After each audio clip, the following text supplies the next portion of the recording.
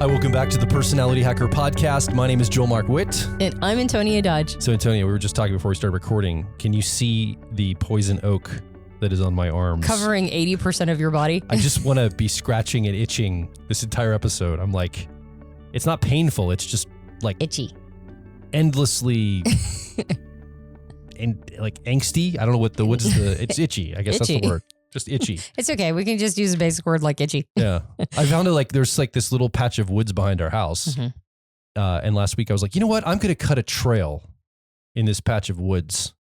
I want to be free. I don't want to be locked in this neighborhood. I can cut a trail in the back and to get to the woods, and I can escape if the bad guys ever come to the front door. I can run out the back. Yeah. Or just escape. stick it to the HOA. That's right. But by making a trail in some woods. The joke's on me because I all of a sudden started itching, and then I guess poison oak has an oil on it here in Pennsylvania, and then it has now spread to other parts of my skin, like my stomach and my sides and all down my legs. Oh, what started out as a small issue has now become a body-wide challenge. Jonathan, who's on last week on the episode, is a nurse. He and his wife Ellen are both nurses, and what is the stuff they mentioned I should put on my calamine? It looks like Pepto-Bismol. Yeah. And it's like pink, and your arms look pink. I don't have it on me right now, so I'm very itchy. Oh, I thought you'd calamined yourself up right before the podcast. A little cortisol to try to dampen, but I didn't want to be pink on the show. I didn't want to be like Pepto-Bismol color. No, you just want to be a furious red. so just a little bit. It looks itching. Yeah. Anyway, I'm gonna try not to itch. Yeah. If you see me like shaking and twitching and looking like I want to, like your eye twitches a little bit. It's me struggling through the itches. Anyway, the point is, I was cutting this trail to be free. Yes. Which kind of dovetails in what we want to talk about today. Ooh, good segue. How's that segue? Okay, I'm going to give it to you. I had more commentary, but let's do a nice, elegant segue. Callbacks are great too. Yeah. You can make a joke later about my itchy skin if you want. So as I was ruminating on why I was cutting this trail, I have a compulsion with ENFP preferences to continually seek unfettered freedom in my life. I am compulsively looking to find places and opportunities and situations and circumstances where I don't feel trapped or locked down or stuck. And this actually dovetails into our FIRM model. We wrote this in our book. There's a whole chapter dedicated to it. We've done podcasts about the FIRM model. FIRM is an acronym that stands for freedom, invulnerability, rightness, and management. It talks about clusters of personality types that have an idealism or a desire for each of those four categories to control their world or make sense of uncertainty. Yeah, it's also a module in the owner's manual. Also true, an entire module. Thank you. I almost forgot that. So as an ENFP, so I'll just work through the model real quick here, and then we'll get into some of the details of what I want to talk about today. So F stands for freedom in FIRM, and this is associated with all EP types. So ENFP, ESFP, ENTP, and ESTP, all four of those types have a fixation or a desire for freedom, unfettered freedom. Right. No restrictions. Yep. And it's a little bit of a fantasy. It's an idealism and a fantasy, but it's what all EPs crave. Hence, I was in the backwoods cutting a trail, trying to keep anywhere I can create freedom and movement. Getting poison oak. I stands for invulnerability. This is all IJs in the Myers-Briggs system. So INFJs, ISFJs, INTJs, and ISTJs. They fear being vulnerable and the feeling of out of control and helplessness when they share themselves and are vulnerable with the outer world. It feels really bad for them. And so they have a fantasy or an idealism around never being vulnerable ever, maintaining 100% invulnerability. Yep. Which is all, obviously a fantasy, just like unfettered freedom. R stands for rightness. This is all the IPs. So INTPs, ISTPs, INFPs, and ISFPs all want to have the right to have their subjective experience without having to prove it to the outside world. This also dips into being right. Yeah. Like my logic or my way of seeing it or the way I feel about something, that's the right way to feel about that because that's my subjective judgment about it. I don't care what the outside world is. I'm going to have my say and my rightness with me. And again, that's a little bit of a fantasy. You can't be right 100% of the time. You can't have the right view of something, but that's a desire that all IPs have. Or demand your rights be the ones that are prioritized. Exactly. Yeah. And then finally management, and this is where all the EJs come in. That's we probably are like, oh, that makes sense. EJs are about management. And this is about organizing the outer world. And this is all, ENTJs, ESTJs, ENFJs, and ESFJs. Their best strategy for control in their life is to say, well, if I can manage everything, if everything's under my control and management, I feel safe. I feel secure. I feel like I can move through the world. Again, it's an unreality. It's a fantasy. It can never happen. You can never have enough management to not have uncertainty or have everything under your domain. Yeah. But even though these are fantasies and ideals, we can't help as humans, and based on your personality cluster, you're going to lean toward one of these four. We can't help but have these driving us almost compulsively. We almost have a compulsion for it. I can't shut off, and you too as an EP, Antonia, this fixation, this desire for freedom at all costs. And I'm always running from things that I think are going to stop me from being free, and I'm trying to go toward things that I believe will give me more freedom. I've ruined opportunities in my life over this. Yeah. Right? And I've messed up stuff, and I've learned a lot. I've matured a lot. So I think we've got some comments today around, unpacking this a little bit more for people to understand it, but also some ways that we can mature this in our own lives. Yeah. So this firm model emerged from coaching and an observation of like a pattern that I saw in clients over and over again. And I didn't always have a reason why. I just saw it. It kept emerging. IJs, it was always about, not wanting to be vulnerable. For EJs, it was always about trying to manage everything. And I think it dovetails into, a couple other theories around type. I don't think that we're the only people who have observed sort of some of these patterns, but I didn't really have a strong argument for why this is the case. And I just assumed it was an attempt to serve our first function, our dominant or driver cognitive function in the car model. And I still think that it's like, well, my extroverted intuition or exploration wants to have total freedom to be able to go explore any idea I want to explore and make any connection I want to make and go travel the world and see things. And I don't want anything stopping me. And anytime anything stops me from just going and being able to explore the world at my heart's content, that thing becomes enemy number one. Yeah. So you can see that, and as you go down the line with the patterns, it is clearly an attempt to serve the dominant or driver function, because it's that function's desires that are being represented. And then we talked a little bit about in the times past in other podcast episodes, how when you have introverted sensing or introverted intuition, it makes sense that you wouldn't want to be vulnerable to things, because you're going to end up ruminating a lot. You're going to end up sort of inside your mind thinking about things. And so if you expose yourself to bad experiences or put yourself in a situation where you don't feel properly prepared, now you have to contend with that. Now it's inside of you and you have to be processing it a lot. And that probably feels really uncomfortable. And so who would want to put themselves in that situation? So you could see why that would be the case with IJs and invulnerability. For IPs and having either introverted thinking or introverted feeling, prioritizing the self and the conclusions you've come to and the things that, feel right to you, or the things that, sort of what makes sense, to your own subjective logic.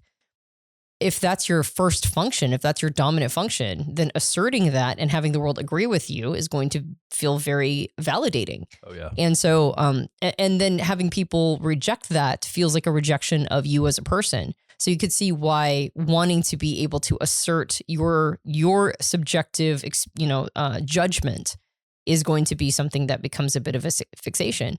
And then if you lead with extroverted thinking or extroverted feeling or harmony or effectiveness, then it makes sense that you're things are it's going to be obvious to you how things should be set up to get people's needs met or to be effective in the world. It makes sense that it's so obvious, you just move that thing over there, or you just do this thing, or you just talk to this person, have this conversation, or you just gather these resources. And it becomes so obvious. And other people always seem to fail at that. And so of course you're going to have a fixation to set the world up in the way that is really obvious to your first function. Yeah. So you can see why these compulsions come out of the dominant or driver functions, sort of what's obvious to that, or the desires of those functions. Yeah. But why does it become a full-on compulsion? I didn't know, because it's like you said, these are clearly fantasies. It's clearly that this idea of unfettered freedom, I get to do whatever I want to, whenever I want to. I mean, that's a fantasy. And I'm always right, no matter what, or I always get to assert my rights. It's like, you have to meet people halfway. Clearly that's a fantasy. You're not always going to be right.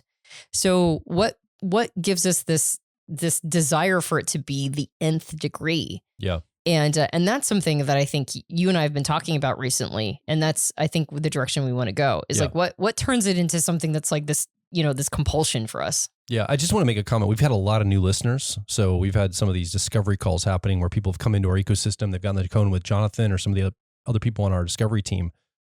A lot of people are brand new. So I just want to make sure I make a comment that if you're like, whoa, effectiveness, harmony, Antonia driver, what in the world does all that mean? Just in case you're brand new, don't feel bad. There's a learning curve to some of this. I think one of the best places to start is with our car model. Mm-hmm. You can find it on our website, but also it's inside of our owner's manuals. We have one owner's manual for all of the 16 Myers-Briggs personality types. And this really goes into, we have a whole module about what we're talking about today, the firm fixations and fantasies. And we talk about how to, get a hold of those and work with them, work with those energies in your personality. Because each personality is going to be a little different and how it shows up for them. So I recommend downloading that car model, just kind of knowing what your driver, your co-pilot, your 10-year-old and 3-year-old are. I'm not going to go into it all right here, but if you go to personalityhacker.com/car model, you can look at the car model, the framework, but inside the owner's manual is going to be the best one because it's going to be tailored to you specifically and your personality type. If you have that in front of you, what we talk about today is going to make a lot more sense. Mm-hmm. So just kind of either have it in your mental model inside of your head or actually put it on paper, write it out somehow, just so you know when we talk about driver, what we're talking about and all these different functions. And again, I recommend those owner's manuals. They're incredible for every personality type. So let's get back into this. Okay, so it's a fantasy, it's a fixation. We can understand why it came about. And when I hear the word fantasy, fixation, not so much. A fantasy, I immediately go, oh, this is a maturation problem. Like there's an immaturity and I need to become mature. Anytime I have a fantasy experience in my life, if I have a fantasy towards something, well, that's what I was as a kid. I played a lot with fantasy as a kid. And we can still play with fantasy as an adult to learn things or understand things, but we kind of know that we're playing at it. Mm-hmm. We know, okay, I'm entering a fantasy role-playing game, for example. I know this isn't reality. I'm in fantasy. What happens when we live reality? Thinking a fantasy can be possible. That's where we need to mature as people. Mm-hmm. Like we're not clear that, oh, this is an unreality. We're like, no, I could really have complete freedom. I can set up, and IJ might say, I could set up my entire world so that nothing that I didn't already vet can get into it. Yeah. That's never going to be possible, but they certainly try, right? Yeah. They certainly try.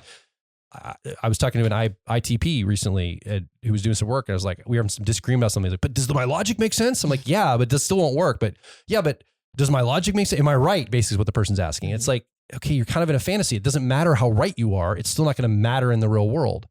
And then management, it's like, you're never going to have things organized and controlled enough.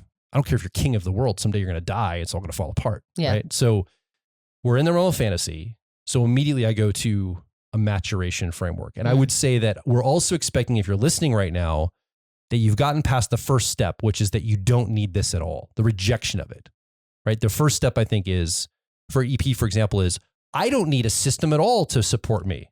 Right? Well, you mean the assumption, because there's an antithesis to each of these. There's a push away, almost like antithesis. Right. Exactly. And so for anybody who's seeking freedom, the antithesis to that is actually being married to a system, right? Or being married to something, having, basically having responsibilities you have to show up for and you can't say no to, that you can't bail on, like a consistency of showing up. And so the antithesis to unfettered freedom is actually being rooted or being grounded or having some consistency. What I'm saying is a rejection. There's like two levels of fantasy. There's a first step, which is not even recognizing it. That's the first phase of fantasy. Yeah. The second phase of fantasy is recognizing, but still thinking you can beat the system somehow.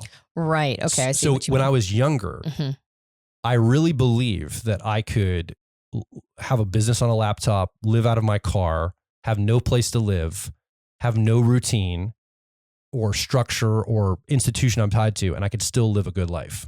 Yeah. Like with nothing, no ballast at all. That's like one level of fantasy. I got past that. Now I'm like, no, I have to have some, like I have to have some structure. I have to have something underneath me that's holding me and supporting me. But I still have a lot of fantasy on what that could be. I still have a lot of idealism and fantasy about that. Yeah. But I don't reject the idea of a system wholesale. Yes. Right? Like I'm homeschooling our daughter. I'm online with curriculum that's helping me.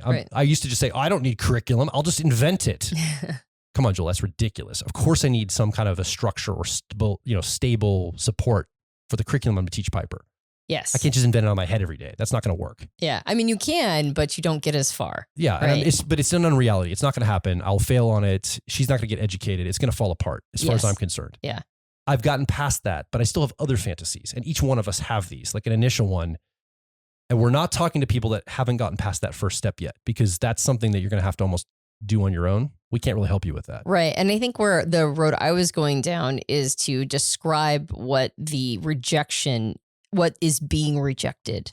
When Fair the enough. person stays in fantasy, it's kind of good to know what is being rejected so that you can kind of self-assess and gut diagnose and like, oh, am I still stuck there? Am I still stuck in that fantasy space? So I think that's the direction. Okay. I mean, I was just going to add a little color commentary. Let's list them for each of them. Okay. So what is EP's? Yes. Like, what is it?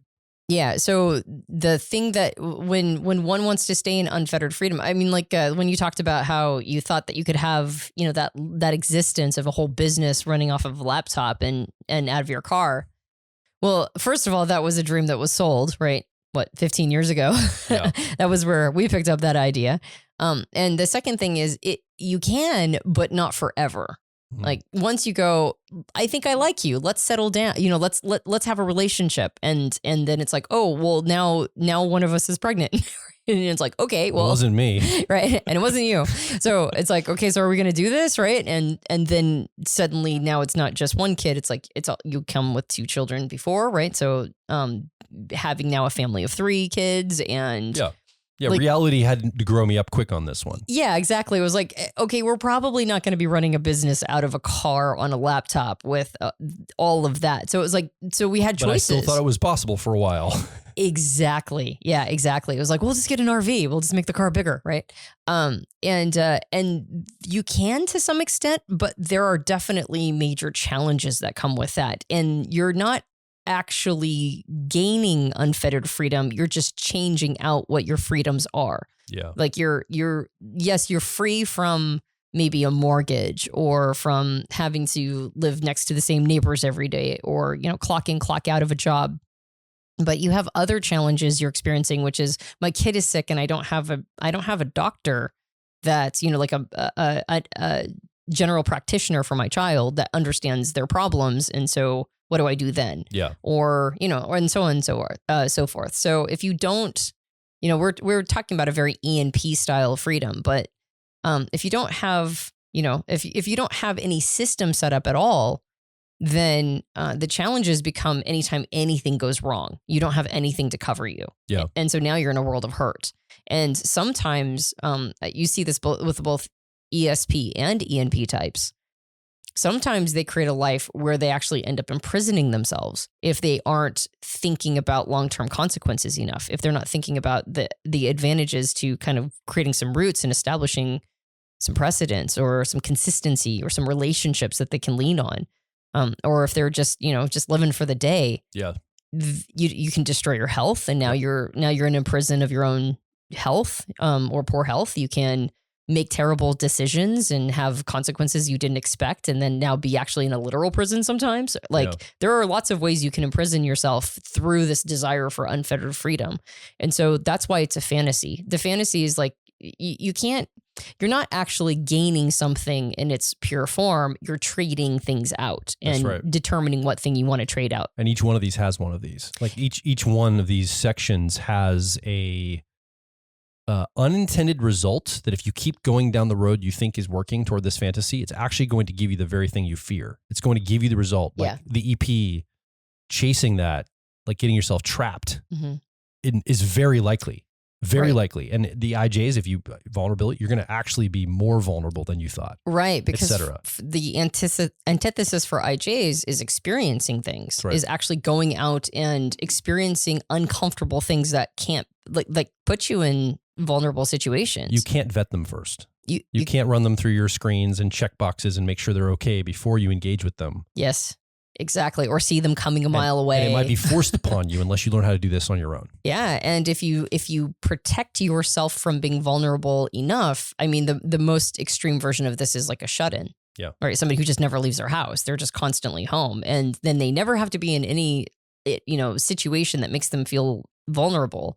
The challenge is that if the world comes knocking on your door, right? If there's any moment that you actually have to perform, the more you've done this, the less capable you are of performing in the moment. And now you're really a sitting duck. Yeah. Now you have no defenses or skills or resources to get through it.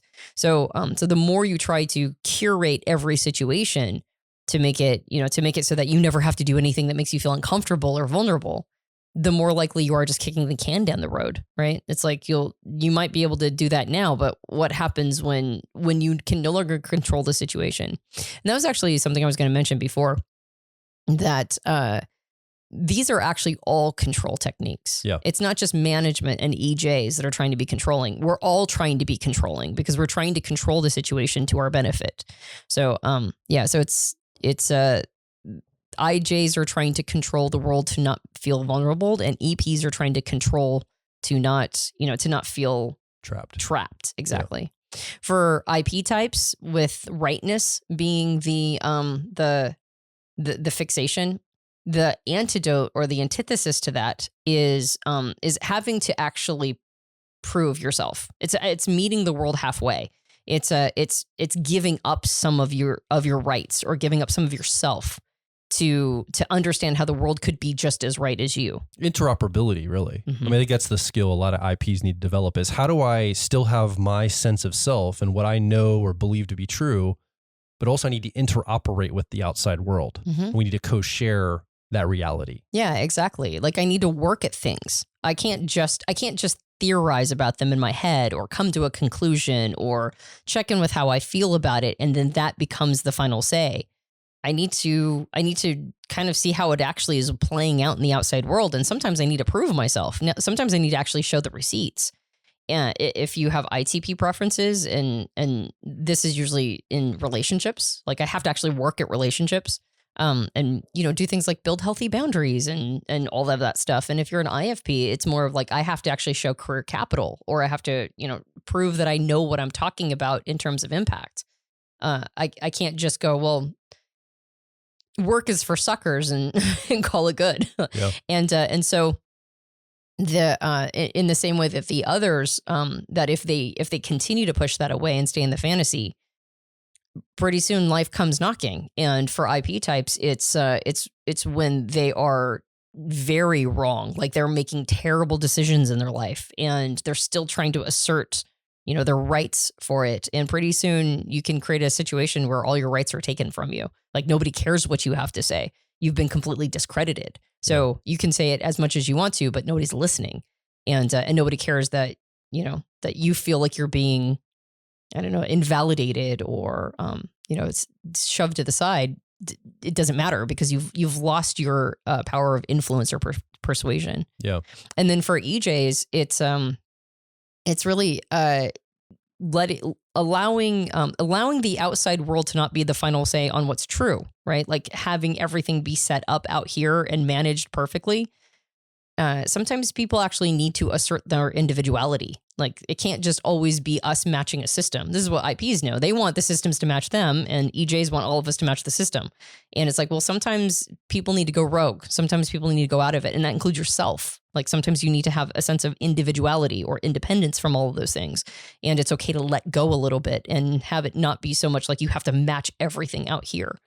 And so the reason why it's good to know this is when you said, we're going to assume that the person isn't still living in a total fantasy. Yeah. We're going to assume you understand the importance of the other side is basically what you're saying. Yes. That you're not just like an IP type that goes, it's stupid that people make us work or prove ourselves. Like we have to show the receipts. Like I should just be able to say something and that just is now true. And it's like, we're going to assume that you recognize that there's a reason why you have to show up and prove your worth and meet the world halfway. Yeah. And as an AP type, that there's a value in finding roots or understanding the consequences of your actions.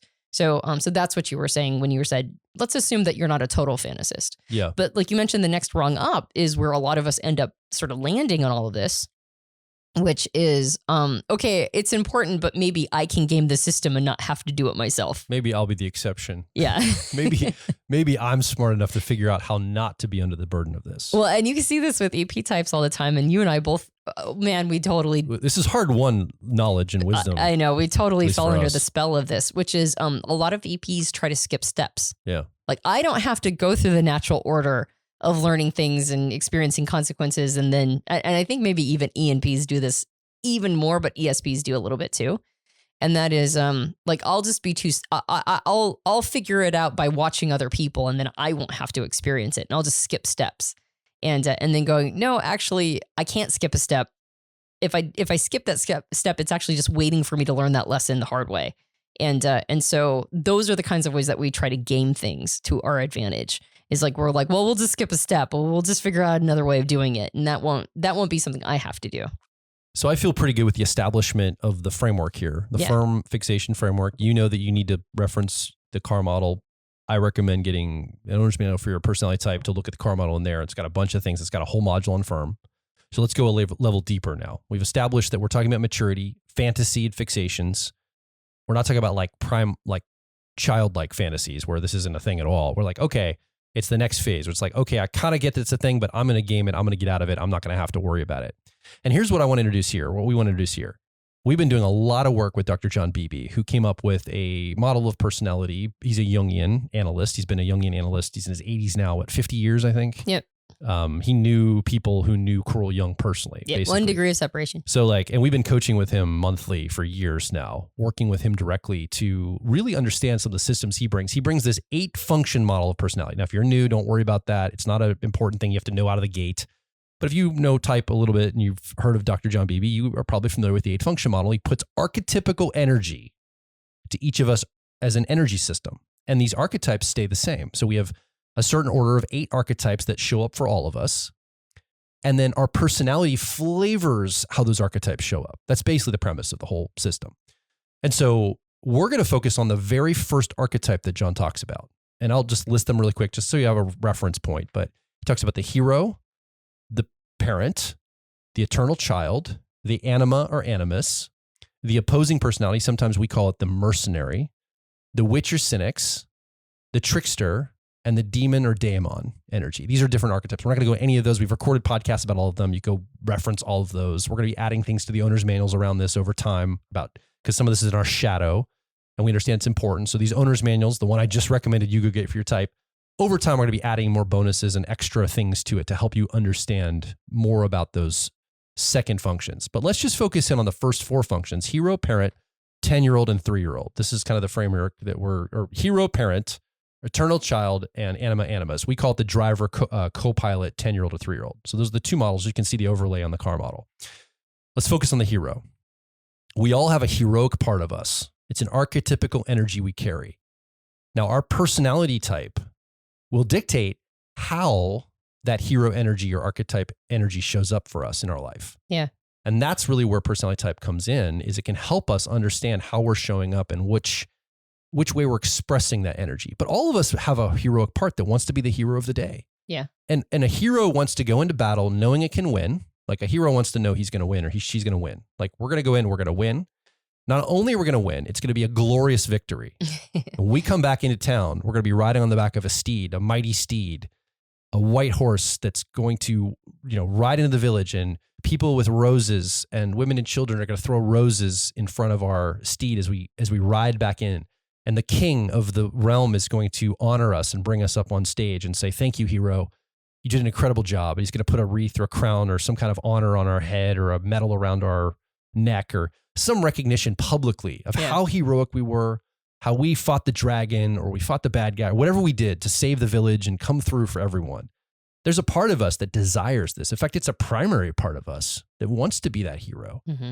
It doesn't like to get its hands dirty. It doesn't like to see the negative parts about the self. It really wants that moment of glory riding into the town with the sunset behind and the job well done and the big feast and all the partying. That's what this part of you, as you're listening or watching right now, wants. Now, again, your personality type is going to dictate how that shows up for you. And herein we lie the key to unlock some of this firm fixation, because our firm fixation and our hero function, which is the driver cognitive function of your car model and your personality type, again, find that in the car model diagram, that has that heroic quality. It's associated with how we are processing this fixation of this fantasy for freedom, invulnerability, rightness, or management. So let's zoom in on this now and talk a little bit qualitatively how can we be thinking about this? What can we do with this energy? How can we mature it in ourselves? And how can we get a handle of this? If this is what's showing up for us, how do we show up in the world knowing this, operating our lives better and getting past that fantasy? Yeah. So that was quite an image you captured there by talking about how the hero wants to ride into town on the back of a steed and have roses thrown at them, having killed, slayed the dragon. And there's actually probably people who are like, I don't want that. Like, that's not how I identify. Like, why are you saying that my first function, my dominant or driver function, wants to have that experience? And I think there's a almost like a false humility that we've been taught. Sure. That we're not supposed to want all of that glory and fame. But there is something to be said to that. That's the sort of that's the big over the top image we've been fed in like our stories and that kind of thing, like the content that we consume. But there is something to be said for the part of us that, another way of saying it is just like honored for what we bring to the world. Yes. When you get that moment, and it never lasts, right? And that's the point, is that you don't live in the moment of the celebration after killing the dragon. That's just how that leg of the story ends and culminates, hopefully. But you don't live there. It's just, we want that moment for ourselves, and we love seeing it in content and movies and TV shows and that sort of thing. Those moments, and whether or not it's like sort of a medieval version of that or the modern day heroic, Marvel movie version of it. Regardless of what it looks like, we love vicariously living the experience of being honored for our hard work and the best we have to bring. Oh, absolutely. I'm not suggesting, I don't think people would identify with the idea of that riding on the steed. I think it's an unconscious part of us. Yeah, exactly. And I think that's almost a fantasy in and of itself in a way, right? I mean, there's all this movie and popular, but it's very rare when someone actually has that experience, like in history, and even the reported experience of that, like, who am I thinking of? Somebody that, like a William Wallace. Well, he had a bad ending. Yeah. Anybody that I can think of in my head that's like that character. Most of it's in fiction, but it is a little bit of a fantasy in of itself. But that lends itself to the fantasy of the firm fixation that I think they play to each other. I agree. That's actually where I was going to head, is that there's a desire to have that experience. And until we get that experience, we might become fixated on a need to sort of have our hero moment. Yes. And it makes sense that if we are trying to have our hero moment, and our hero moment is getting an audience to clap, or to get mass recognition, or to get a name in a news article or whatever, that honors you bringing your best, honors you having gone through challenges and honed your craft and honed your skill and become the best version of this thing. And then now you get the audience applause. And that desire for it means that we're going to be trying to bring everything to our sandbox, if at all possible. We're going to want all challenges. I mean, if you're a superhero whose talents and skills and extraordinary abilities all have to do with water. Yeah. But the storyline lives in the desert, right? Arrakis. Yeah. Then you're going to be kind of twiddling your thumbs. You're going to be like, I guess I don't really need to show up here. I guess this is not my storyline, right? Yeah. And so what are you going to do? Well, you're going to bring the story back into the ocean.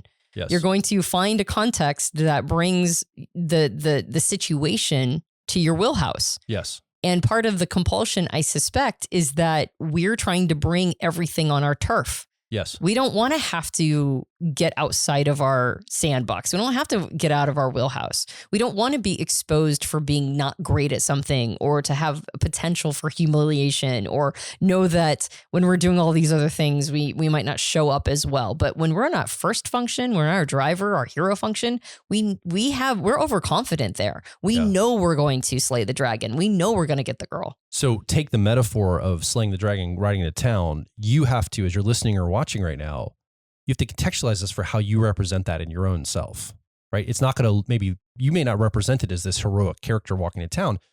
Maybe you're an IJ, and the hero for you is satisfied that you took care of all the things that could come in and mess up your world, right? Mm-hmm. It's like all the boxes were checked that day, or all the all the locks metaphorically were like Yeah. checked and double checked and locked, so no one can get in, and all the passwords are secure. Like, like that's your heroic moment. It's like whatever the representation is in your head, because each of us can have a different one. It's not going to necessarily always be the steed with all the. It may not be recognition, right? Mm-hmm. You know, for an EJ, maybe it's just having a lot of money in your bank is the heroic measurement or something, because you controlled your world to where it's outputting resource. So you're going to have something that you represent this heroic moment for you. Mm-hmm. So you might want to take a moment just and think about what would that be? How would you think about that in your own brain? The hero moment.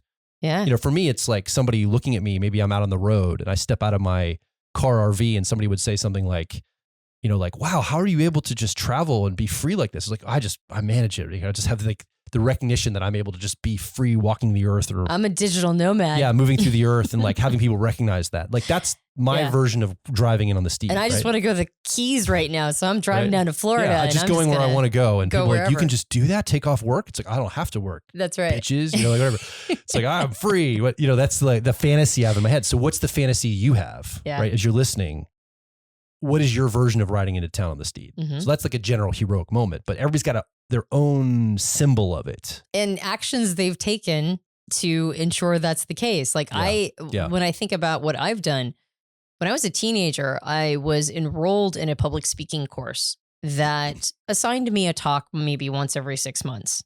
And so I didn't get a lot of experience doing it. I got enough experience so that I did enough so that I was nervous every time.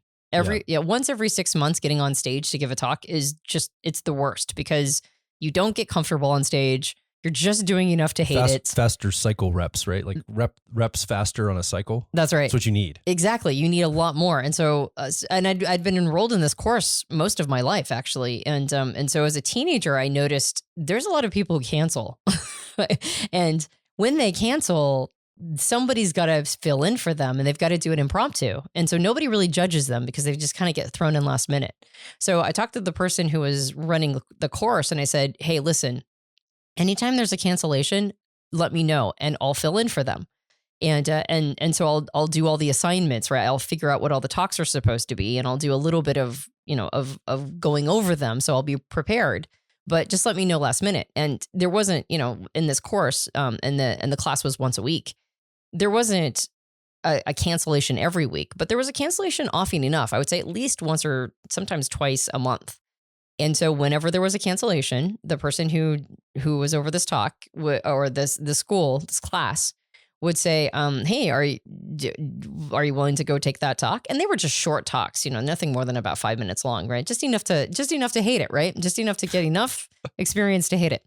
And so I started getting up on stage pretty often, like multiple times a month. And pretty soon, like I was noticing, it was almost once a week. And I got really good at giving talks last minute, impromptu talks. I got very good at it. And I realized in retrospect, the reason why I did that is because I hated public speaking. I hated it. I hated the nerves. I hated getting up there and like feeling like I didn't know what I was going to say. And is everybody what am I saying the wrong thing? Or is everybody looking at me? Or like, what are they judging? I hated that feeling. And so I went, well, if I can get past that, then no matter what situation I run into, I'm going to be able to do public speaking. I'm going to be able to talk in front of a large group of people, right? Starting out with maybe 100, but I ended up, because I was part of this course, I ended up talking in front of stadiums of people at times. And I think the biggest crowd I ever talked in front of was like 10 or 15,000 people. And I didn't do that often. I only did that like once or twice, but it put me in a situation where you couldn't scare me talking on a stage. And that felt like I had more freedom. It felt like if I taught myself to not be scared at one of the biggest things that people are terrified of, then you can't put me in any situation where I'm not ready for it. So I have total freedom to do whatever I want to or do and go wherever I want to, because you're never going to throw me in a situation that I'll be scared of. And you and I both, one of the things when we first met, discovered about each other is both of us as teenagers, I mean, we didn't meet until we were in our 30s, but both of us trained ourselves to sleep on the floor of our rooms. And I was like, you did? And you were like, you did? It's like, yeah, because I didn't want to get too comfortable in a bed, because that meant that I couldn't just sleep anywhere. And that meant I couldn't travel anywhere. You didn't want those requirements. That's right. I don't want to have like conditioning where I feel like I need a comfortable place to sleep. I have to have my creature comforts, or I can't sleep comfortably, or I can't sleep through the night. And both of us were like, no, I want to be able to backpack anywhere in the world. And so I learned to sleep first on a cot, and then on carpeted floor, and eventually I moved to like hardwood floor, so I could sleep through the night on hardwood floor. And I was never going to allow anything uncomfortable to stop me from being able to move anywhere. So I had my physical like I was free physically. I could sleep anywhere. And I was free from the fear of mass judgment, right? With a whole group, like huge groups of people judging me. And I was like, that's it. I'm set. I can go anywhere. I can do anything, because you're never going to put me in a situation I'll be terrified of. Now, of course, that's not true. I have been in situations where I'm physically terrified. Yeah. Right. Like, oh, maybe I went a little too close to the edge there of that 100-foot drop or whatever. Like I had to manage that piece. But I did all of that to feed my freedom fixation, because I never wanted to be stopped from anything. So why is this? Well, because I wanted people to appreciate that I was a good public speaker eventually. It's not just that I wanted to be free from fear of it. I eventually wanted them to think that I was amazing at it. And how did you learn the skill of public speaking? And what did you do? And the answer was, I forced myself to get out of my comfort zone on a regular basis to get there. Yeah. And now I have had the experience of having people, clap for me after a talk on stage, or after, even like a 5-day event that we run. And so it was really my hero, right? First of all, not wanting to be fettered by anything, like being free to do whatever. But I also know that there was a part inside of me that wanted to be recognized for it. Yeah. Like I wanted the applause. I wanted people to go, really? You taught yourself to sleep on the floor? Why did you do that? I wanted them to be impressed by that action. And so it took me a long time to go, well, there's also value in the other side, right? There's value in, and I wouldn't say the antithesis of like sleeping in a comfortable bed, more like there's a value to not just thinking that you're going to spend your entire life backpacking. Yeah. Right. Well, and also if you have enough resource, you can just get a hotel room that night. Yeah. I mean, right. Part of it was too, if you look at it, the reason why it wasn't just about the discomfort, it was also about, I don't want to be financially stopped. That's right. From being able to travel anywhere. And so I know that if I can sleep on a hard floor, I could probably find that anywhere in the world. Mm-hmm. I could probably find a roof over my head on somebody's floor somewhere. Yep. So that just opens up a whole world of possibilities for me. Yep. And if you had enough finances, that may not be relevant. Like that was because you never wanted to be limited by anything else, like other systems, not just your own physicality, but like a job. Yeah. Or financial resource too. Well, and so then, it goes writ large to all of this. And then when I was willing to create a more stable life, I was able to build enough finances so that when we went to Egypt, yeah, I went with we didn't have to sleep on floors.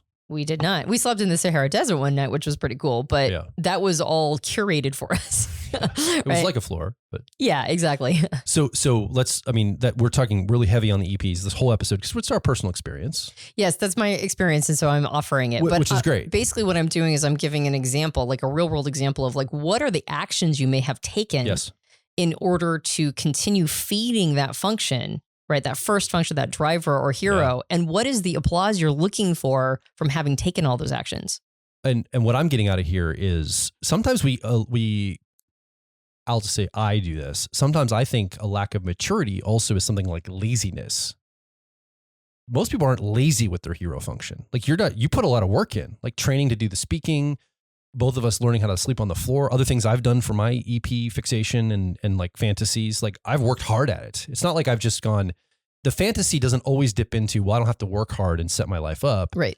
It's almost like I always say ambitiously lazy. Like I'm trying to do so much extra. So I never am controlled by this, but I'm kind of controlled by this extra I'm doing. Yeah. Yes. You know what I'm saying? Like that's kind of what it is. So let's look at all four of them. An IJ who works hard, puts a lot of effort into constructing all the locks and passwords of your life, metaphorically, but also literally. Like everything has to go through vetting before it gets to you. You've got all these things set up to protect yourself from anything getting in. Like you You have maybe a rule, an internal rule. You say no to every new opportunity until you can think and plan for it or something, right? Or whatever your thing is as an IJ. And I bet you're setting up a lot of things to manage this and control this. And it's a lot of hard work and it's a lot of exhaustion. And it always feels like you're just on the edge of not being able to be invulnerable. But that's really the desire, right? It's like, if I just work a little harder, I just got to set up that one more password, one more 2-step verification, then I'll be safe forever, metaphorically speaking, although maybe literally too. And it's kind of like you're hustling and you're working and it's exhausting and you never realize the fantasy. And you're also working so hard at this. Sometimes your hero, you feel burned out and disillusioned and a little bit like you want to get out of it. Like I feel fixated on this and trapped by it in a way, not trapped like an EP, but just trapped in the energy of this. I have a friend with INTJ preferences, and he says that when he works for a company, he never stops thinking about it. Yeah. He's like, I think about it in the shower. I think about it. Like he hands over his introverted intuition or perspectives. He's just constantly thinking about it, like creating systems and setting things up and making sure everything is as elegant as possible. He better be very careful what he lets in and who he works for then. Yeah, exactly. It happens to him. Yes. As an IJ. That's right. So exactly. I can see why there'd be a lot of protections because once they're in, he's into this company, he can't shut it off. He can't shut it off. So if you're an IJ, that's probably your experience. Yes. And you're trying to protect against that. Mm-hmm. Right? Yeah. And I think one thing to mention too about the other side and avoidance of it is not always just wanting to bring everything into your wheelhouse. There is legitimately also a great discomfort at going to the other side, which if you look at the car model is the 3-year-old or inferior function. It's called the anima or animus in John Beebe's model. For archetypical energy. That's right. And it really, when you run into something that disrupts or disturbs your first function, your hero or your driver, it kind of rolls off your back a little bit. Like sometimes it's a big one. Sometimes it's big enough so that it's like, okay, that's a life lesson and I'll remember that. But if it goes off the rails a little bit or it doesn't work out, we have we're way more resourced to be able to shrug about it and go, okay, that's just how that was. When we take a hit in our 3-year-old or inferior function or anima or animus, it feels much bigger. It feels like a really big deal, even if the hit's small, right? I speaking back to my friend with INTJ preferences, he told me a story which was hilarious. But he told me a story of an adventure he went on that did not turn out well. And as he was talking about it, I was remembering a lot of adventures I've had that were very similar. Yeah. And were sort of rolled out in a very similar way. And I learned similar lessons. But to me, they did not throttle me at all. I was like, okay, well, don't do it that way next time. But for him, he said that it sort of put him off of adventures. Like he was like, oh, I don't know if I should do adventures at all for a while. And he never actually said this. I should probably ask him directly. But whether or not that actually undermined his ability to follow opportunities for quite a while, like it might have actually done some damage. And for me, it wouldn't have done damage. It would have just been like another one, right? Yeah. Whereas I've gotten stuck in situations, my introverted sensing or memory function has, I've gotten sort of stuck in a situation that I didn't like.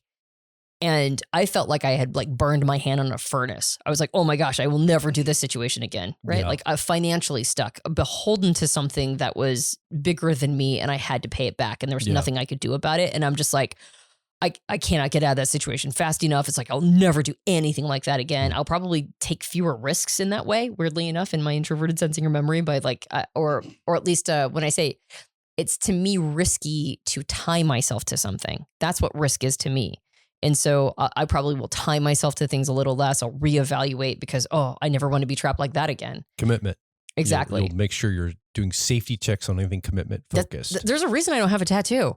It's just way too much commitment for me. Like I get really weirded out by the idea. And so I think for IJs, there's something to be said for, okay, well then I went and had an adventure. I got out of my comfort zone. I went and did a thing and it didn't turn out well. And then the desire is to go right back into the comfort zone. Just like with EPs. Yeah. So with IPs, right? You went off on that. So I don't know where you were heading, but bring me back to where we were because I want to make sure we land for all four Yeah. I just lost track of the conversation. Well, Sorry. this idea, yeah, my apologies. I did a little bit of a tangent, which was we're talking about how our first function wants that heroic fanfare. Yeah. But it's, and there is something to be said for like constructing a world that allows you to stay in that energy. Hard work. That's where I was on. I was on the topic of hard work. That's what I was talking about. Okay. So let's think in terms of what IP hard, like we know what IJ hard work would be. It's like creating so many things, like hoops to jump through, structures, barriers, literally or metaphorically, to keep yourself from having to experience anything you didn't pre-vet. Yeah. Right. That didn't come through proper filters before it hits you. Yeah. And that's that's exhausting. Yeah. It's exhausting. I mean, you're just exhausted all the time from having to be that much of a vanguard for everything. Well, and the reason why I mentioned what I did is if you have a bad experience, it feels like it's worth all that work to prevent that bad experience, as opposed to just going, oh, that's how that is. Yeah. And I should not have it throttle me next time. Yes. When I get into a commitment that I make and that I'm now beholden to as an EP, go back to the original, all that hard work, it's like, no, I need to put that hard work in. So this never happens. I hate being committed to something I feel like I'm trapped by. Next time I'll work even harder not to be trapped. Exactly. Right? And so IJ's next time I'll work even harder to never have this experience where I couldn't control the situation. And have foresight, know what I'm getting into. I didn't have the energy for it or feel like I didn't have the energy for it. So IPs, the hard work is in continual refinement of the self, either through the thought or the emotions, like getting in touch with the emotions or the thoughts is what we say that's the hard work. Well, I think the hard work is being true to the self and not being influenced by outside, I don't know, you could call it forces, outside or rewards, like making sure that you're doing what's right for you and not selling your soul to a company. Rewards or punishments. That's right. Either one. I'm a nerd and completely, I can operate without reward or punishment. I don't neither one affect me. Yes. I think is the ultimate ideal in a way. Yes. Of being right and having my rights. Yes. I'm going to consult the self. I'm going to make sure that I'm in alignment with this, or this makes sense to me. So this doesn't feel exhausting for IPs. Like it feels exhausting for IJs to keep all those barriers and everything. And EP's like, I got to work really hard to keep my freedom. But for IJs, this is just what they do. They get to know themselves more and more and get to refine their logic and their sense of self. Well, it's just like with the EPs and the IJs, it doesn't become exhausting until you're doing it at the exclusion of everything else. Yeah. Because it's very rare when somebody with IP preferences has their entire world constructed for them so they can just sit around and be true to themselves. So you'd have to be subsidized. Exactly. You'd have to be like a trust fund kid to be able to do this indefinitely. You are going to have to interoperate with the world, get along with people or make resource happen to be able to fund all of this in a literal way. Well, and the sad thing is we are designed as animals to want to have impact and contribution. Yeah. So the other thing that's exhausting is fighting against your own desire to be part of the tribe in a bigger way. Like we have an internal, even it doesn't matter how much you've rejected the idea of career capital and getting a job. There's a need for us to contribute in a way that is observed and received by everybody else.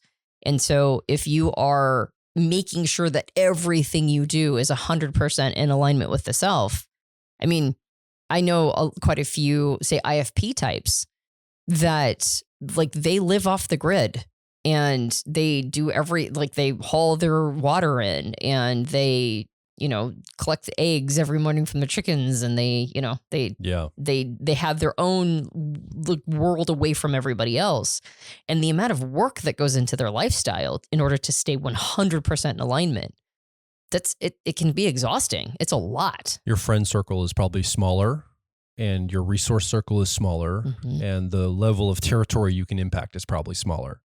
Yes, well, and exactly, because if you're not playing well with others and you're not in cooperation with other people, and you see this with ITP sometimes, they just don't want to work with anybody else. They just want to work all by themselves. Then you have to do 10 times the work because you don't have anybody else sort of cooperating with you you don't have as much social or political challenge. You don't have people's bad moods you have to deal with or whatever bullshit they're bringing to the job or whatever. You don't have to deal with that, but then that means you have to do everybody's job, right, in order to get the same output. So it does become a lot of work because you're sort of rejecting this idea of cooperation if the thing isn't pure. And so I could see that being exhausting. Yeah. Well, let's talk about, I think the EJ management is pretty clear. It's exhausting to be like managing everything all the time and trying to make everybody match the system. And then like, it's almost like, how I like to see EJ energy. The fantasy is like, let's just get everybody to do the action or say the thing.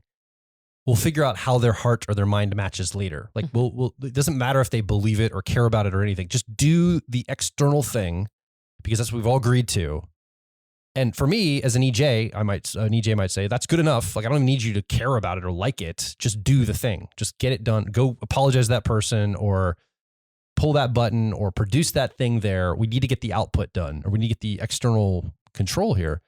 And I think it's exhausting to like keep people motivated and moving toward that and organized toward that and like herding cats all the time and yourself and keep like, it kind of like the IJs, it's like it's impenetrable control. It's like I need to have management over all of this no matter what. I can't let it slip for even a second or I'm going to lose control of all of it. Yeah. It's almost this. So I think the exhaustion is pretty clear. You're just trying to keep it all running. And you're doing it through pesky people that aren't always cooperative. Yeah. Which is really frustrating. And fighting against your own nature sometimes because your own sabotaging nature to your own system. Yeah. Well, because there's going to be a part of you that's like, maybe I'm not into this. Maybe I don't actually agree with all of this. Maybe maybe this isn't for me. Yeah. And you're like, what does Homer say? Shut up, brain, or I'll stab you with a Q-tip. It's like, that gets exhausting too. Your own nature, like trying to go, like maybe this is not our battle. Maybe this is somebody else's. Maybe this is not my thing.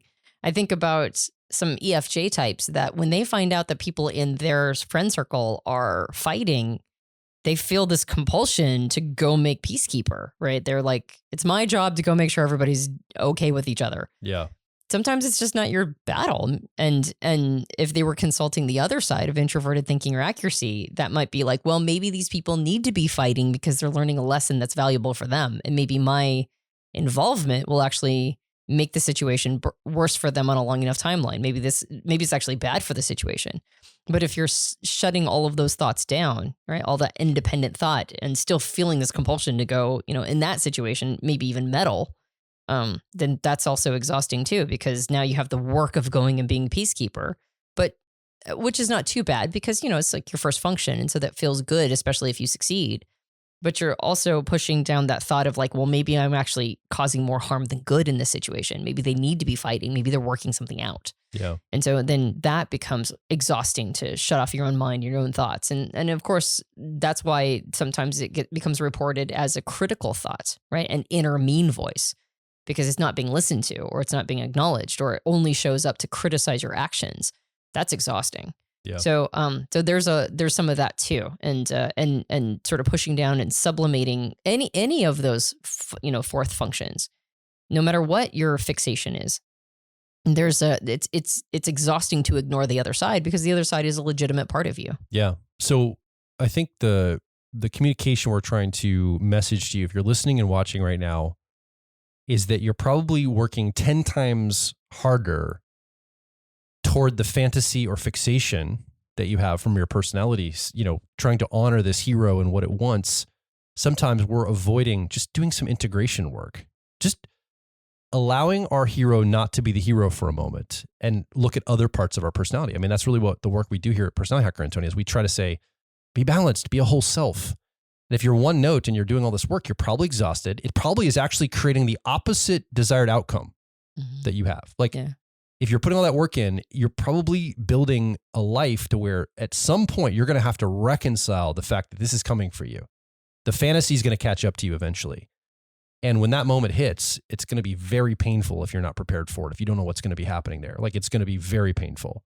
We were coaching an EP recently who's getting later in life and is used to doing a lot of adventures. And I think they were realizing like, at some point in my future, I may not have the physicality to do all these adventures. I am going to be quote unquote trapped at home. I'm going to have to reconcile that and figure that out. Yeah. Or an IJ who maybe their life, they had all the people around them, but those people aren't around them anymore. Now they have to go back into the world and recreate either a new tribe, new friend group and all this. And now all the systems that they had set up for the impenetrability, they're gonna have to recreate. They're gonna have to go back in. It's gonna be way more painful now because they never worked at the interfacing all this time. So now they got to go and figure all that out. It's almost gonna be crippling to them. Well, they might even experience kind of a Benjamin Button situation where they started out feeling like an old soul when they were younger, and they were going to make sure that they made all the right choices. But then if a person passes up every opportunity and they pass up every opportunity to live, then pretty soon they'll look around and everybody else has outpaced them. They'll all have been building a life, and they themselves are, they've had all their opportunities past them. And so now they're like, oh, I guess it's just me still. Or I think a big one, a lot of IJs deal with is perfectionism. Mm-hmm. And it's like when the hammer drops and you now have to be imperfect after years of being like 10 years of never having anybody see an imperfection. Yes. And then all of a sudden because you just can't keep it up anymore. And then the imperfection seen, it's going to be 10 times more painful than it was had you been working on this muscle the whole time. Exactly. Oh, that's such a good one. It's going to feel like the rug's been pulled out from you and you're just humiliated. Oh man. And that perfectionism is such a desire for invulnerability. Yes. Yeah. And you're going to feel humiliated in the process, and it's going to be almost unbearable. Yes. For IJs, I think the humiliation is probably there as well. It's like, oh, maybe I'm not, like maybe interfacing with other people, when you finally do have to interface, whether it's forced upon you or not, and they don't perceive you in the way that you have a self-perception. You mean IPs, not IJs? That's what I meant to say, IPs. Mm-hmm. You have this self-perception because you have your subjective reality. And then the world's not reflecting that back to you, but you're certain that this is how the world would see you because this is how you see yourself. And maybe you've spent years not actually testing that in the real world to see how the world, like what their real feedback is. Yes. You assume it's going to be how you see yourself. And then all of a sudden you're shocked, surprised, and a little stunned and humiliated that they don't see you in the light that you see your own hero. I think of every movie that's become a cult favorite because of how bad it is. Yeah. Like I always think of there's some IP that was like, this is going to be amazing at the top of that. By the way, I'm not picking on anybody particularly. It's just, we all deal with this, right? Yes. And these are some extreme examples we're giving, but it to the point of maturation, right? Or an EJ who you just can't control anymore. Mm-hmm. We're talking to Jonathan. There's people, he's been in hospice his whole life. And he talks about like this ESTJ man who was used to just controlling everything in his world, but his physical body now in his 80s or 90s is breaking down. Like he can't even control himself, let alone anything in his world. And it's humiliating. He feels like at the end of his life, he was like, he was out of control. His literal bodily functions were out of control and he couldn't control the people around him. And it felt like he was diminished and it was intolerable for him. It's like super painful. Feeling. Yeah. So I guess what I'm trying to say is, or what we're trying to say is that someday we're going to have to all reconcile with these fantasies. Yeah. It's kind of like, like when do you want to do it? Do you want to do it now while you have the most options and ability to mature through it and work with these energies and develop yourself to deal with them? Or do you want to put your head in the sand, keep doubling down on your strategy to honor this heroic part of yourself, assuming you're never going to have to face the consequences of the fantasy. And then someday it's going to be forced upon you. Yeah. And you're going to feel kind of silly, humiliated, broken, sad. It might actually be a really traumatic experience. Yeah. And this is what we're basically talking about is another way of saying one-sidedness in like Carl Jung's concept of one-sidedness. Firm fixations they're a path to one-sidedness. Yes. And so I think one of the best things we can do is recognize that we do have this fixation. We have this, we have a desire. And I think the word fantasy is not a bad one either. Yeah. So the fixation is on the fantasy. It's on the fantasy that I can make it work. I can be one-sided and somehow I'll never have, like the debt collector will never come. I will never have to experience the problem of it. And so the antidote to one-sidedness, and just like we mentioned, the antidote to each of the firm fixations, one-sidedness, is the other side. It's your 3-year-old or inferior function, or what's called your anima or animus. And you just use the word integration, which is that is the call. The call is to bring that part of yourself and recognize its importance, recognize how much you need it, how much of it's a part of who you are. And then even more so, be willing to fail at it and then get back up, dust yourself off and try again. Yes. Because when we start integrating that part of us, and it's usually a pretty ignored or neglected part, particularly if we're just starting out in our 20s or 30s to really integrate it. we will have a bunch of experiences from that part of ourselves that feel bad. That's why we don't want to go there, is because we don't want that feeling. But when we have those experiences and we go, oh, I'm not good at this. Oh, this is really bad. Oh, I'm kind of getting myself in a bit of a pickle. Oh, ouch, that hurt. Yeah. Then the integration work isn't just doing it. Integration work is doing it even when it hurts, even when you failed, even when it's led to not great consequences. And then finding a wider variety of doing it. That's not right. just one, like I'm extroverted sensing inferior or sensation 3-year-old and I go biking. And it's like, okay, but that probably isn't the way that you need to integrate it. It's probably presence work or jumping on opportunities quicker or being willing to, leap before you look. Yes. Right. Like it's the part that you maybe had your hand bitten or it doesn't feel so good or whatever. Like that's what needs to be integrated. Yes. So the firm fixation is yet another call to integrate that part of us so we do not become one-sided. We do a lot of work with this in our personality life path mentorship program where we help identify what the flavor of that integration might be for a person. So we work through the different, like we mentioned, those archetypical energies I mentioned at the beginning and your particular personality's flavoring of those energies. Mm-hmm. And so you're going to have a flavor of your hero. You're going to have a flavor of your 3-year-old, which anima or animus is the archetypal energy it's associated with. So that's kind of where we're headed. That's the destination to fix this or mature this. So how? Mm-hmm. What's the process? What's the trim tab here?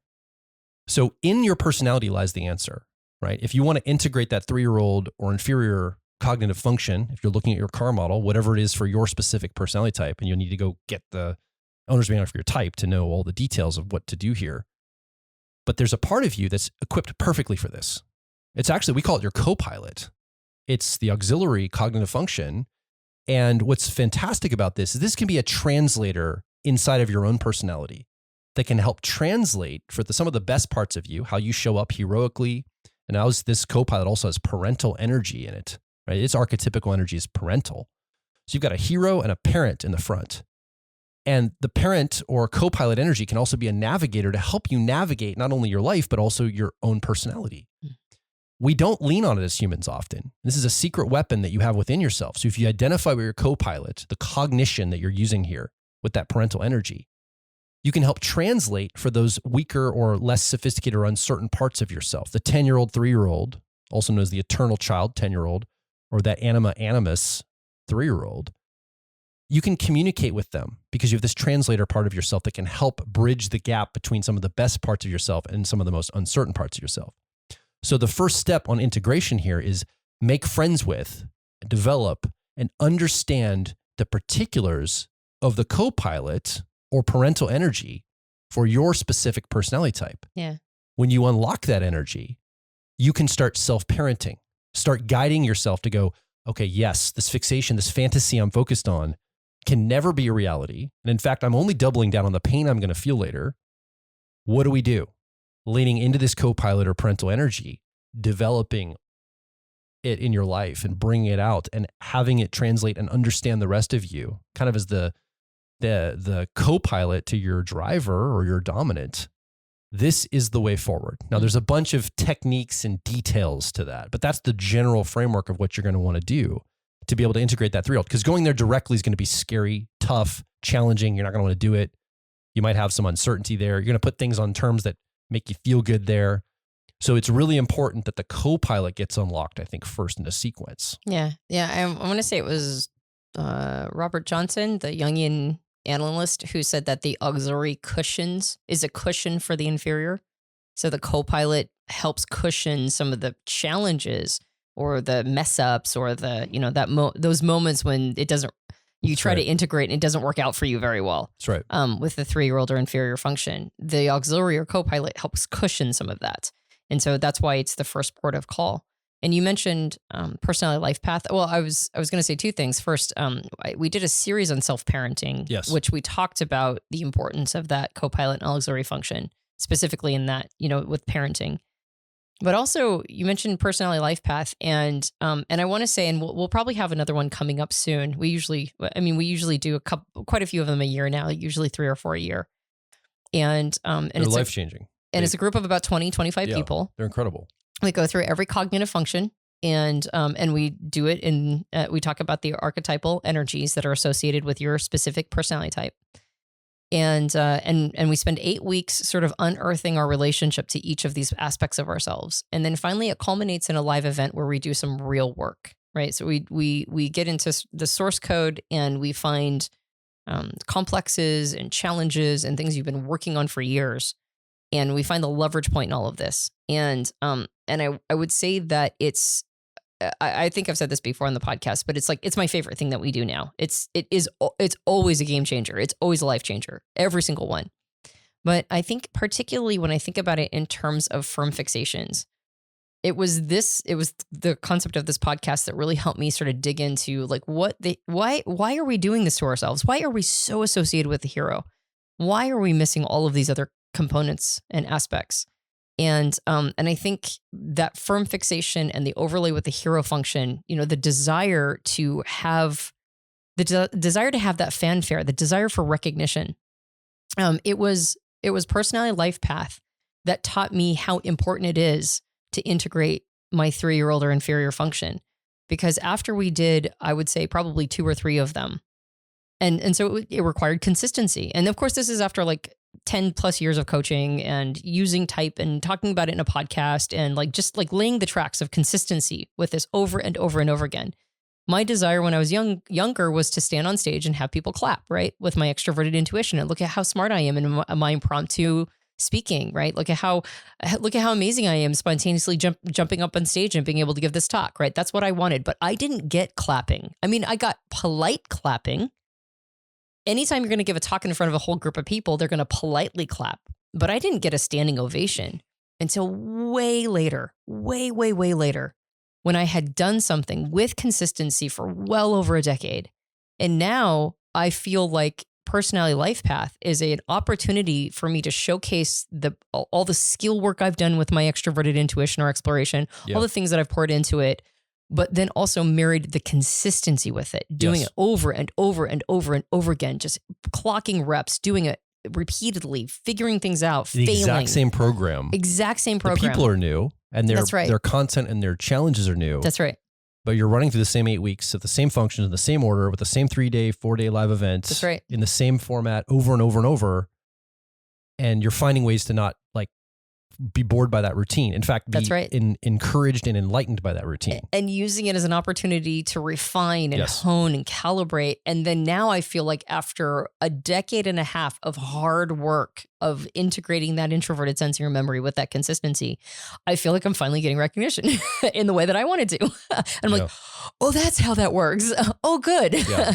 And so I think the reason why we continue to produce these is because we try to put our money where our mouth is. We're not just trying to theoretically say, this is how it works, but give examples of no, I mean, seriously, if you integrate your inferior function long enough, I know it's really uncomfortable. I know it feels terrible. I know it's not always going to work out. But if you're committed and do it, eventually that thing the hero wants, which is just to be recognized, just to be acknowledged for what it's done and all that hard work, that's the key. The key is to not go through the hero to get the applause. It's actually to go through the inferior. And like you said, it's much easier to do that when you've dialed in your co-pilot. And so it's all of this, the reason why the system is so beautiful is because it gives us such a clear diagnosis of what we need to do to get what we want. Yeah. Right. But to do it in a good, in a way of integrity, not skipping steps, not trying to make it happen, not just trying to game it, but actually do it with integrity. Yeah. And then eventually you get your clap. Well, integrity, I think of the word counterfeit. I mean, the applause wasn't counterfeit. It's genuine. Right. It wasn't polite. It's somebody that's looking at the work you've put in consistency over the years to go, I recognize that. Right. That's important. It's not just oh, we clap for everybody. It's no, we clap for you because you put work in. And that was the moment you're speaking to. It's not counterfeit. It's genuine. That's right. The hero is experiencing genuine, recognition for that or freedom to have that experience. And it doesn't take much of that to lose the fixation. Yeah. Because that part of you is getting fed. It's okay, I can relax. I'm getting fed. Yeah. Yeah. So we've done a lot of talking around this idea. We've done podcasts before about it too. You're listening, watching right now. You haven't had a microphone, but we want to hear what's coming up for you as we discuss this, as we talk about maybe a fixation that maybe you've identified with, we labeled, or you're not really identifying with this much, but maybe you identify with something different. You're like, I think this is kind of how mine shows up. Like, I kind of get what you guys are saying in a principled way, but mine's flavored a little differently. So it actually shows up this way. I'm a IP or an IJ or EJ, whatever. And this is kind of how I experience my heroic part of myself, wanting this, having a fantasy toward it. Yeah, we're going to need you because we overrepresented EPs in this episode. Yes. So because we're both EPs, it's like, so we're going to need you to tell your story so that people can relate to you. I think we did okay with IJs, but especially IPs and EJs, come over and everybody is welcome. But we definitely want to hear from people. How are you experiencing specifically to your life and the timeline of your life, the principles of what we're talking about, right? The metaphor, the principles of it. How is it specifically showing up for you? I'd love to see what people are reporting, because I think it's varied. Like, I think these fixations and fantasies come out in all sorts of different ways. So come over to personalityhacker.com. Directly below this episode, we have an area there for you to leave a comment or ask a question, or more importantly, share your story. We love stories. They're compressed experiences. We can get a sense of who you are and what your life has been like, or this moment of your life has been like. So come over, share, and let us know what's coming up for you as you listen along and tuning into your fantasy from fixation to your personality. And if you enjoyed the podcast, you can subscribe to us on Apple Podcasts and various Android platforms as well. You can leave Spotify. Go subscribe on Spotify. That's right. That's all the young folks are using. That's right. And here's the problem with Spotify is that they don't do comments. Yeah. So Spotify does nothing for me. Nothing. I have a Spotify account, but I think I got into Pandora before Spotify came on board. Right. So I kind of just have my Pandora stations now. I'm like an old guy that just never changed. Old duffers. I'll die before you rip it away from me. That's right. But I should get into Spotify more. I should get it. Like, I think I've got an account. I should probably pay for it and all that. Yeah. You're right. They don't have comments. I'll die an old man before I recognize Spotify. But I think everybody else, like literally everyone else on the planet, listens to Spotify. I think so too. Spotify. But they don't do comments. But Apple iTunes or Apple Podcast does. So there you go. If you leave a rating review wherever you can, I usually end up running into them and reading them, and that helps source and fuel me so that I can that's my applause, so that my hero can keep going. And you can also watch us on YouTube. If you do, you might have been able to observe Joel's poison oak on his arms. It's not that bad today. It's not that bad. It might not even show up on camera. Maybe I can not. see it. It looks like you got it in a battle with a cat. Actually, it looks terrible. It's itchy. But you did a good job not itching. You did a fabulous job. In fact, this podcast went on for a long time, so maybe we should stop it so you can I'm go like itch. practicing a mindfulness. So when I have like an itch or an uncomfortableness in my body, I'm trying to really like go, okay, well, I could just sit here with that, be present to it. Ooh, Zen master. Like the seam in your side. It's not easy. I'm trying to use it as an opportunity to teach myself, like, don't scratch, just be present with it. Okay. All right. Well, then I won't go on too long. I'll just say you can watch us on YouTube, like, subscribe, hit the bell, all the things you know about at YouTube. Maybe think about it though. Now I'm going to start scratching. Okay. Yes. All right. Do all the things. Do all the things and get yourself a copy of your owner's manual, because it's the best place to start to own all of yourself. Yeah. That's what we're trying to do. We're trying to own all of it.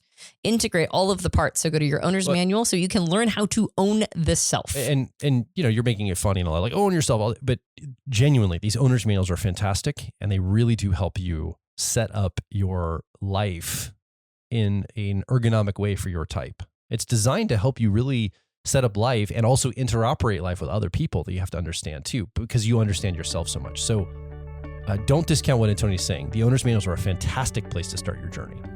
All right. So let's close this up so you can go itch or not itch. That's right. Or do whatever you're going to do with your poison oak. I'll do that. My name is Joel Mark Witt. And I'm Antonia Dodge. And we'll talk with you on the next Personality Hacker podcast.